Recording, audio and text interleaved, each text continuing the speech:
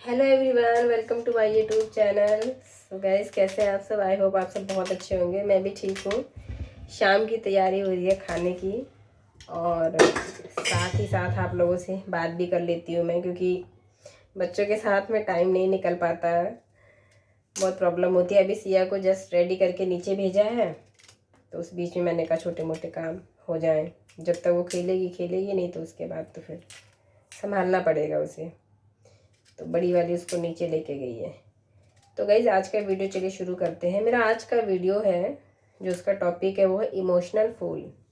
आपको पता है, कहीं ना कहीं हम सब जितने भी लोग हैं, हमें से ज़्यादातर लोग बहुत चालाक हैं, और उन्हीं चालाक की भीड़ में हमारे इर्द गिर्द कुछ ऐसे लोग होते हैं जो बहुत भावुक होते हैं, बहुत इमोशनल होते हैं। उनमें से मैं भी एक हूँ, और आप लोगों में से भी बहुत सारे ऐसे लोग होंगे, मेरी बातों से आप लोग रिलेट करेंगे। पता है, इमोशनल होना एक ना भगवान का अपने आप में दिया हुआ बहुत बड़ा वरदान है, बहुत अच्छा गुण है।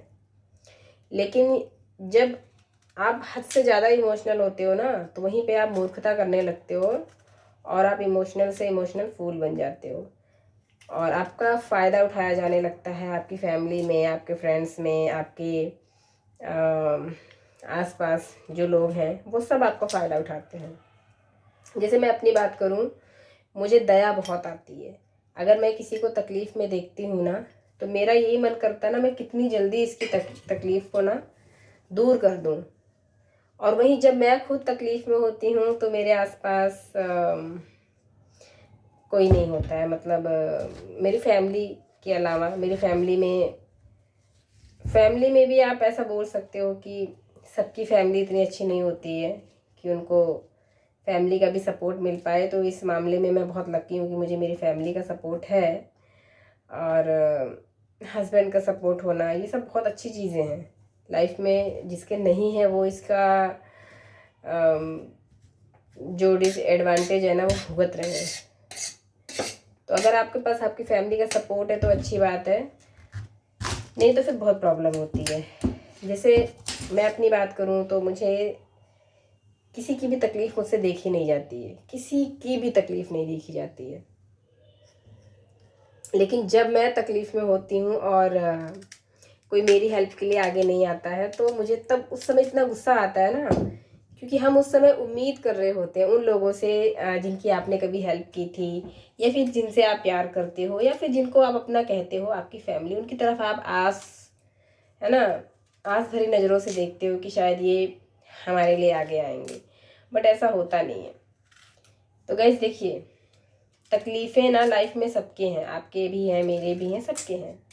सब अपनी अपनी किस्मत लेके आए हैं, सबको भुगतना है। जो प्रारब्ध जिसे कहते हैं ना, यानी जो पूर्व में आपने काम किए हैं, चाहे वो इस जन्म के हों, चाहे वो किसी और जन्म के हों, वो आपका तब तक पीछा नहीं छोड़ते हैं जब तक कि आपके वो सारे कर्म जो आपने किए हैं उसको आप भुगत ना लो, तब तक वो आपका पीछा नहीं छोड़ते हैं।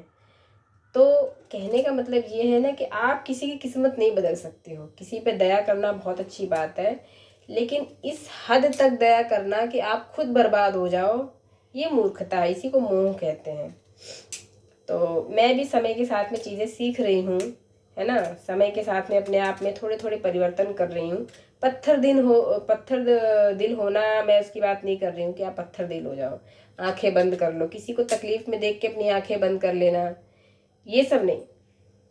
लेकिन जितना हो सके उसको सहयोग देना। लेकिन तब तक, कहते हैं ना, किसी की सहायता, जो ज़रूरतमंद है, जो सच में ज़रूरत है जिसको, उसकी सहायता तो आप मतलब बिना सोचे समझे करो। उसकी सहायता करते समय आपको ये नहीं सोचना है कि आपके पास क्या है और क्या नहीं है। जितना हो सके आप करो। लेकिन आपको पता है, इसी बीच में कुछ लोग ऐसे होते हैं ना, जो आपकी इसी कमजोरी का, आपकी जो ये इमोशनल जो प्रवृत्ति है ना, भावुकता, इसका फ़ायदा उठाते हैं। किस तरह से कि उनको पता होता है कि इससे देखा नहीं जाएगा, मैं इसके सामने जाऊंगा, दो आंसू बहाऊंगा और ये मेरी हेल्प करेगा। हालांकि जिस समय आप उनकी हेल्प कर रहे होते हो, आप खुद प्रॉब्लम में होते हो, किसी न किसी परेशानी से जूझ रहे होते हो, लेकिन उनको दरकिनार करके आप सामने वाले की मदद करते हो, क्योंकि वो आप उनसे प्यार करते हो, आप उनको अपनी फैमिली मानते हो, फ्रेंड्स मानते हो, या फिर आपसे आपका कुछ भी रिश्ता उनसे नहीं है, लेकिन एज अ कहते हैं ना, इंसानियत के नाते आपसे वो देखा नहीं जाता है तो आप उनकी मदद करते हो, लेकिन धीरे धीरे उस इंसान की ना ये आदत बन जाती है, वो आपका फ़ायदा उठाने लगता है। फिर वो अपनी परेशानियों का जो टोकरा है ना सीधे आपके सामने पटक देता है कि ये लीजिए मेरी ये परेशानी है और इसको टैकल कीजिए। मतलब वो अपने हाथ पैर चलाना बंद कर देता है और आप पे डिपेंड हो जाता है। उसको पता होता है ये तो करेगा मेरे लिए। ऐसे लोगों से सावधान होने की ज़रूरत है दोस्तों। ऐसे लोग अगर आपकी लाइफ में हैं तो समय रहते उनसे उचित दूरी बना लीजिए। इसी में आपकी भलाई है, सबकी भलाई है, उसकी भी भलाई है। क्योंकि जब तक आप उसे छोड़ोगे नहीं उसके हाल पे, तब तक वो अपने लिए कुछ करेगा नहीं। जब तक आप उसकी बैसाखी बने रहोगे अपने पैरों पे चलेगा नहीं। वो हमेशा आपके कंधे पे बैताल की तरह बैठा रहेगा कि ये चलेगा, मैं तो इसके कंधे पे ही रहूँगा। तो ऐसे लोगों को समय रहते छोड़ देना चाहिए दोस्तों, और उनको सेल्फ डिपेंड होने की सलाह दो। अगर वो लेते हैं तो, नहीं लेते हैं तो छोड़ दो। उन्हें बोलो कि आप अपनी इस तकलीफ़ को अपने तरीके से टैकल कीजिए, मुझसे जो बन पड़ेगा मैं आपके लिए करूँगा, लेकिन पहले आप अपने लिए कुछ कीजिए। दोस्तों, कई बार ऐसे होता है कि हम दूसरों की मदद इस हद तक जाके करते हैं ना कि हम खुद प्रॉब्लम में आ जाते हैं, लेकिन वो सामने वाला बंदा इस चीज़ को बिल्कुल समझता ही नहीं है।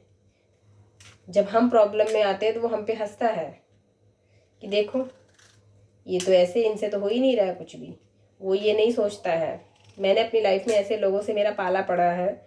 मैंने बहुत सारे ऐसे, मेरी फैमिली में ही मैं बात करूँगी, बहुत दूर की बात नहीं करूँगी, रिलेशन में, रिलेटिव्स में, नाम लेना उचित नहीं है सो मैं नाम नहीं लूँगी, लेकिन कुछ ऐसे लोग हैं जिनकी मैंने हेल्प की है। बहुत ज़्यादा नहीं की है, लेकिन अगर मेरी औकात इतनी थी ना तो मैंने इतनी की है उनकी हेल्प। कहने का मतलब, अगर मेरी 10 रुपए की औकात है ना तो मैंने 8 रुपए की हद तक जाके उनकी मदद की है। मैंने 8 उनको दे दिया, 2 अपने पास रखा है।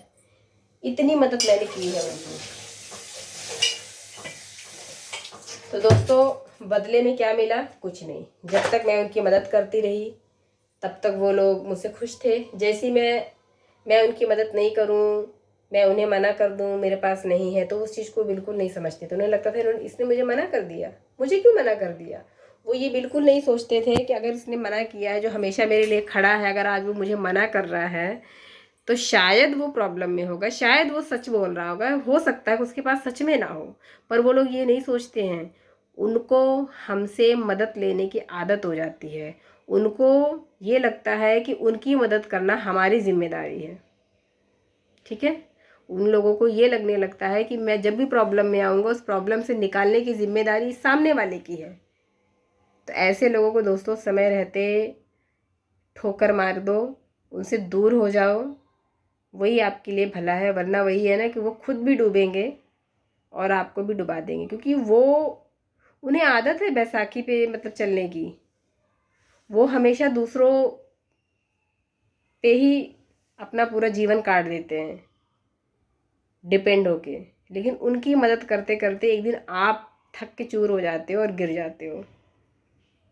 तो ऐसे लोगों से प्लीज़, अगर आपके आसपास हैं तो दूर रहिए। अपनी फैमिली पे फोकस कीजिए यथाशक्ति। जिससे आपको नहीं देखा जा रहा है, जिसकी मदद सच में आपको लगे ना कि इसकी मदद करना ज़रूरी है, उसकी मदद करो। जिसके लिए आपको इतना सा भी लगे ना कि ये अपनी मदद खुद कर सकता है, उसकी मदद मत करो। उसको एक अच्छी सलाह दे करके यदि वो लेता है तो उसके बाद उससे दूर हो जाइए, नहीं तो एक दिन वो आपको बर्बाद कर देगा। तो ये था मेरा आज का वीडियो गाइज़। अगर आपको मेरी बातें अच्छी लगी हों, आप मेरी बातों से रिलेट कर पाए हों, सहमत हो, तो प्लीज़ अपनी राय कमेंट बॉक्स में दीजिएगा। और मिलेंगे फिर ऐसे ही किसी अच्छे से वीडियो के साथ में। तब तक के लिए बाय बाय, टेक केयर।